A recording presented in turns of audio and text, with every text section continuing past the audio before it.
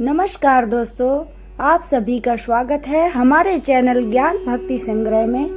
दोस्तों, गंगा दशहरा के बारे में आज हम विस्तार से आपको बताएंगे। भारतवर्ष में हर साल जेठ माह की शुक्ल पक्ष की 10वीं तिथि को गंगा दशहरा का पावन पर्व मनाया जाता है।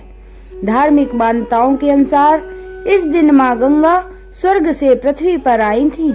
हिंदू धर्म में इस दिन का बहुत अधिक महत्व होता है।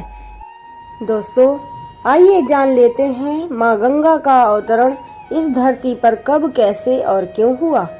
महाराज दिलीप के पुत्र भागीरथ के कठोर तप से प्रसन्न होकर ब्रह्मा जी ने उनसे वर मांगने को कहा, तो भागीरथ ने गंगा की मांग की।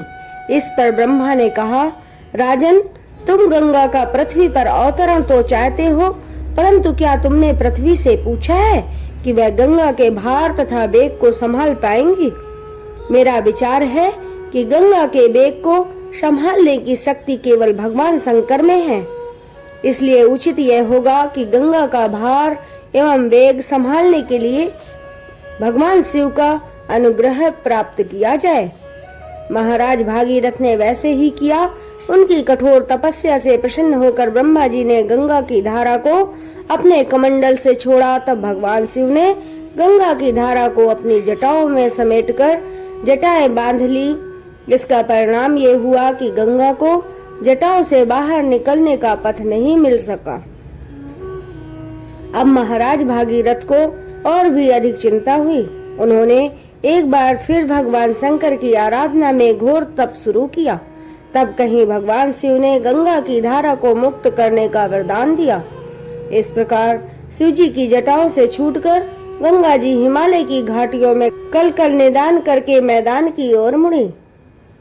इस प्रकार भागीरथ पृथ्वी पर गंगा का वरण करके बड़े भाग्यशाली हुए और तभी से गंगा दशहरा का पावन पर्व मनाया जाने लगा। गंगा दशहरा के दिन हरिद्वार, ऋषिकेश, इलाहाबाद और वाराणसी में गंगा स्नान करने का विशेष महत्व है। इस दिन पितरों के निमित्त तर्पण किया जाता है। गंगा दशहरा व्रत भगवान विष्णु को खुश करने के लिए किया जाता है तथा श्री हरि की विशेष पूजा अर्चना की जाती है। इस दिन जल का घट दान करके फिर जल पीकर अपना व्रत पूर्ण करते हैं। गंगा दशहरा के दिन श्रद्धालु पवित्र गंगा में डुबकी लगाते हैं ताकि उनके सभी पाप नष्ट हो जाएं और वो हमेशा निरोग रहें।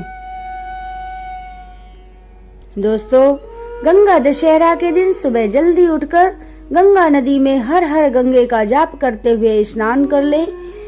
गंगा स्नान अगर संभव ना हो तो कम से कम नहाने के पानी में गंगा जल डालकर घर में ही स्नान कर लें।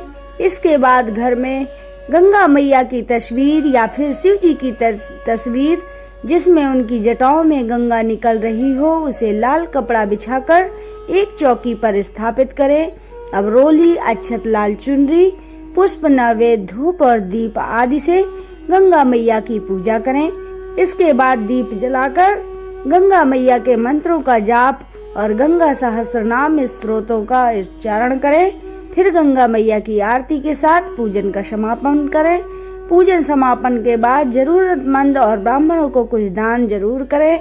इस दिन नदी में दीप प्रज्वलित कर प्रवाहित करने की भी परंपरा है।